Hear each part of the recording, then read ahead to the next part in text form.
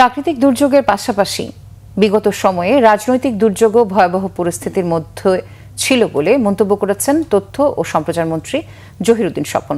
তিনি বলেন, বর্তমান সরকার আগের সমস্যাগুলো চিহ্নিত করতে পেরেছে, তবে কতটা বাস্তবায়ন করতে পারবে তা সময়ই বলে দেবে।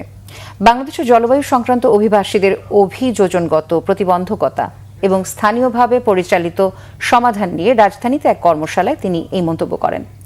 মন্ত্রী দাবি করেন, সমস্যাকে চিহ্নিত করতে পারাকে রাজনৈতিক সরকারের গুণগত পরিবর্তন। নির্বাচিত সরকার ক্ষমতায় আসার আগ থেকেই বিভিন্ন প্রতিশ্রুতি দিয়ে তা বাস্তবায়ন করছে। তিনি বলেন, এই সরকার সব জান্তা নয়, সমাজের সকল অংশীদারদের যুক্ত করতে চায়।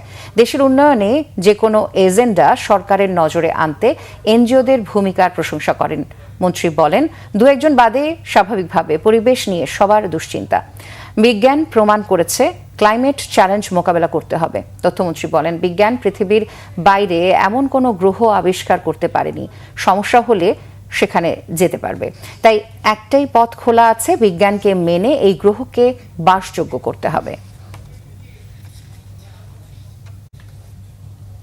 বিবর্তনের অনিবার্য গতি, গণতান্ত্রিক ব্যবস্থা প্রাতিষ্ঠানিকতা লাভ না করতে পারার কারণে এখানে রাজনৈতিক প্রক্রিয়াও এখনো সেই পরিমাণ পরিপক্ক না যে একটা উন্নত দেশের নীতি নির্ধারণের প্রক্রিয়ার মধ্যে বিরাজ করে।